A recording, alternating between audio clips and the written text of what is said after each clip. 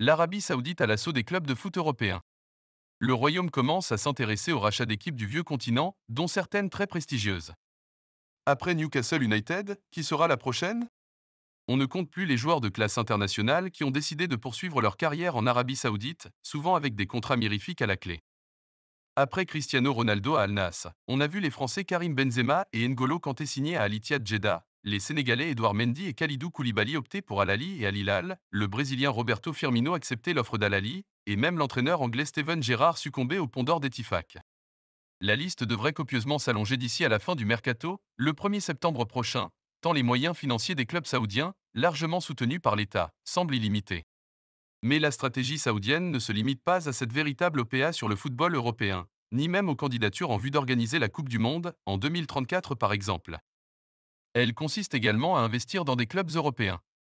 En 2021, le Public Investment Fund, PIF, le fonds souverain saoudien, porté par la famille royale, et dont les activités sont estimées à 350 milliards d'euros, avait racheté pour 350 millions d'euros le club anglais de Newcastle United, en faisant un des plus riches du monde.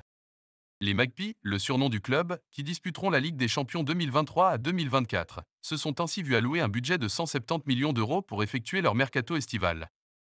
Une manne qui avait permis au club anglais d'approcher au cours de la saison dernière, celui de Dijon, alors en Ligue 2 française, en vue d'une possible prise de contrôle.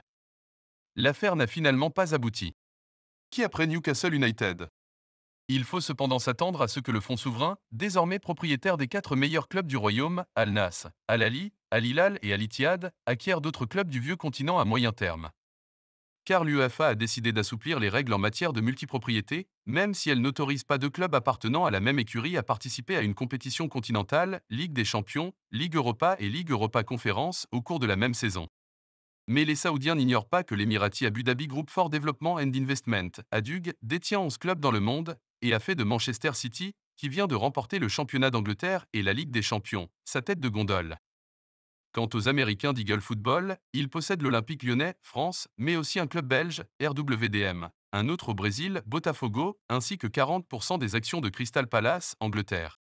Il y a en Europe pas mal de clubs qui connaissent des difficultés financières plus ou moins importantes. Il faut donc s'attendre à ce que des capitaux saoudiens, qataris, émiratis, chinois ou américains deviennent propriétaires de certains d'entre eux dans les années à venir. Et les Saoudiens ont une puissance financière presque sans égale, ils ne s'en tiendront pas à Newcastle, annonce le dirigeant d'un club européen sous couvert d'anonymat. Il reste désormais à déterminer quelle stratégie l'Arabie Saoudite compte adopter en Europe. Au mois de novembre dernier, Abdelaziz Ben Turki Al Faisal, le ministre des Sports, avait encouragé les financiers privés saoudiens à racheter des clubs, notamment en Angleterre. Il y a plusieurs cas de figure envisageables. Newcastle a été acquis par le fonds souverain lequel pourrait, avec ses moyens colossaux, devenir propriétaire d'autres clubs. Il faudra observer si cela concernera des clubs de haut niveau, comme par exemple l'Olympique de Marseille qui intéresse beaucoup en Arabie Saoudite, ou si le fonds saoudien fera comme Citigroup, avec un club phare et d'autres moins prestigieux, où de jeunes joueurs pourraient progresser, analyse Vincent Chaudel, fondateur et président de l'Observatoire du foot business. Les exemples qataris et émiratis. Si les Saoudiens arrivent avec plusieurs années de retard sur leurs voisins des Émirats arabes unis, déjà acquéreurs de Manchester United, et du Qatar, propriétaires du Paris SG, ils pourraient les rattraper rapidement. Ils ont observé et ont vu que cela pouvait marcher, poursuit Vincent Chaudel. Ils s'intéressent notamment à Manchester City, qui vient de gagner la Ligue des Champions, et qui appartient à la Premier League anglaise, la plus suivie et la plus bancable au monde. Ajoutez une forme de revanche sur ces deux pays, plus petits et moins riches. C'est pour cela qu'il faut s'attendre, dans les prochains mois, à ce que des clubs européens passent sous pavillon saoudien. L'appétit des principaux clubs du royaume pour les joueurs évoluant en Europe pourrait laisser supposer que, dans la même logique, les potentiels investisseurs choisiront en priorité des clubs réputés et habitués aux compétitions continentales. Si c'est un club anglais ou Marseille qui passe sous propriété saoudienne, on pourra le supposer.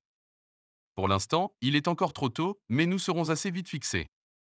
En Arabie Saoudite, il y a certes le fonds souverain, mais aussi beaucoup de milliardaires qui peuvent acheter des clubs en Europe, conclut Vincent Chaudel.